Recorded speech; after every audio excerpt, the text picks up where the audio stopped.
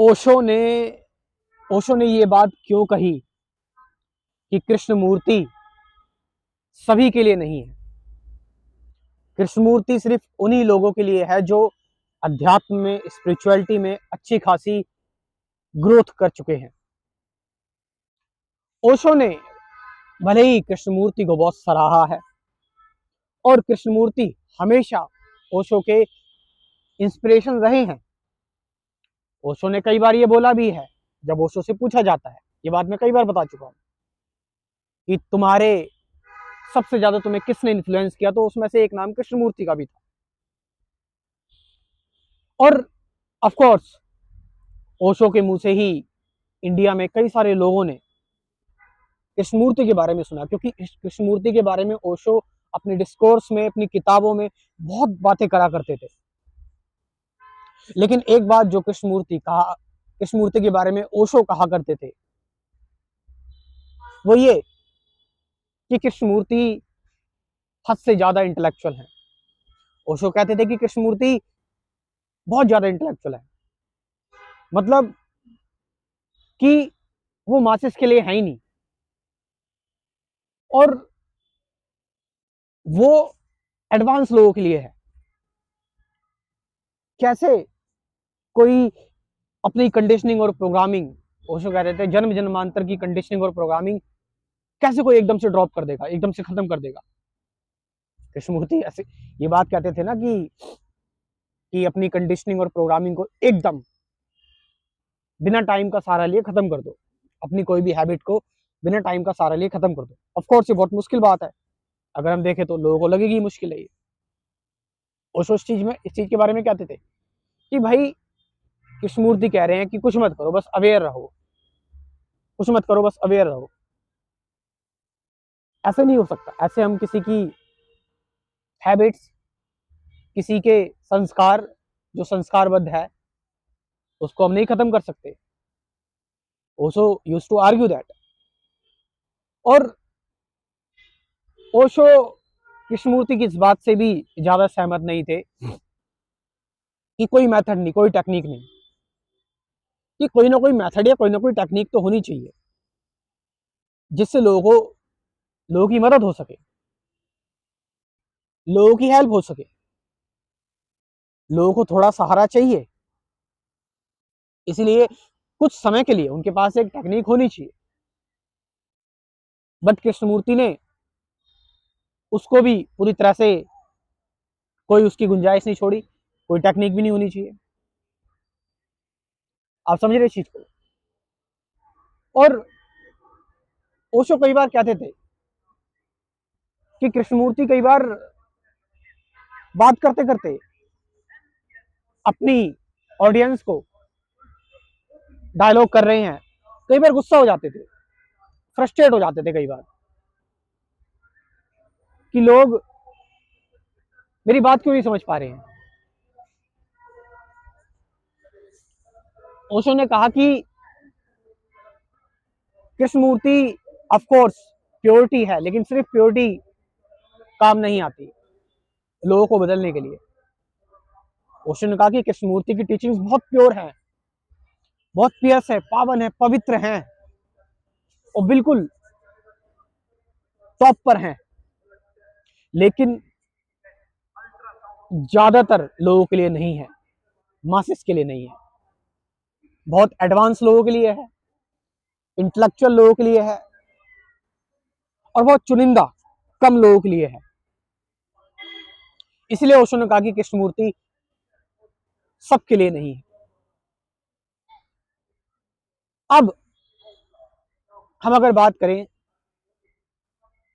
ओशो की, ये बात कितनी सही है, अगर सिर्फ ये व्यक्ति जो बोल रहा है ये अपने पर्सपेक्टिव से देखे। ऑफ कोर्स स्टार्टिंग में आपको लग सकता है, सभी लोगों को स्टार्टिंग में लगता ही है कि कृष्णमूर्ति जो है वो मेरा एक फ्रेंड था, वो भी यही बातें कर रहा है, मैंने उसको कृष्णमूर्ति के बारे में, मतलब उसने ही मुझे कृष्णमूर्ति के बारे में बताया था, तो वो मुझसे मतलब एक बार डिस्कस कर रहा था। कृष्णमूर्ति की बातें छैनी हथौड़े जैसी हैं, तुरंत चीजों को खत्म कर दो, ऐसा नहीं हो सकता। वो भी यही बात कह रहा था। बट आपको पता है कृष्णमूर्ति इसलिए स्पेशल हैं कि वो टाइम एलिमेंट की बात नहीं करते, क्योंकि आप खत्म कब करोगे किसी चीज को, समय का सहारा लोगे, you will take the help of time, and समय ही तो बंधन है। समय मतलब क्या, विचार, टाइम इज थॉट, कि आप चीजों को खत्म कर रहे हैं, कि आपके अंदर वायलेंस है, आप वायलेंस को खत्म करना चाहते हैं, and you are thinking about that, तुम इसके बारे में सोच रहे हो खत्म करने के बारे में, और जब तक वो खत्म नहीं हो रहा, जब तक तुम्हारी सोच चले कि मैं आधे घंटे में खत्म कर दूंगा, 1 घंटे में खत्म कर दूंगा, उस आधे घंटे 1 घंटे तक तो तुम वायलेंट ही हो। आप समझ रहे हो चीज को? यानी जब तक आप, तुम्हारे अंदर का गुस्सा है, तुम गुस्से को खत्म करना चाहते हो, ठीक है, तुम प्रैक्टिस कर रहे हो कि मैं गुस्से को कैसे खत्म करूं। अब तुम प्रैक्टिस कर रहे हो, प्रैक्टिस करते करते तुम्हें 2 दिन हो गए, 3 दिन हो गए, 1 महीना हो गया, मैं अपने गुस्से को खत्म करना चाहता हूँ, मैं अपने गुस्से को खत्म करना चाहता हूँ, लेकिन 1 महीने तक तुम गुस्से में ही हो, 1 महीने तो तुमने गुस्से को ही पकड़ा हुआ है, भले ही तुम उससे पार जाना चाहते हो, लेकिन पकड़ा तो गुस्से को हुए, गुस्से को ही है तुमने। और जिस चीज को तुमने पकड़ा हुआ है 1 महीने तक, वो चीज फिर आगे भी रहेगी और चलती रहेगी। इसीलिए कृष्णमूर्ति इंस्टेंट का सहारा लेते हैं, कि इंस्टेंट इंसाइट की बात करते हैं कृष्णमूर्ति, कि आप कहते हैं Krishnamurti remain with the fact.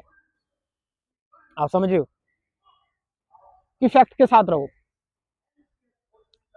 जो भी सामने चीज है, बिना किसी मूवमेंट के, बिना उससे भागे, बिना उसको रैशनलाइज करे, पॉजिटिव नेगेटिव प्लस माइनस, कुछ नहीं थियोरटिकल करे, कुछ नहीं, just remain with the pure fact of violence, anger, aggression, what ever it is.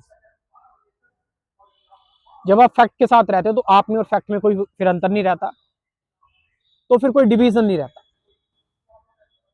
और जब कोई डिवीजन नहीं रहता तो फिर कन्फ्लिक्ट नहीं रहता, खत्म हो गई बात, फिर जो चीज आपको परेशान कर रही है वो खत्म हो जाती है।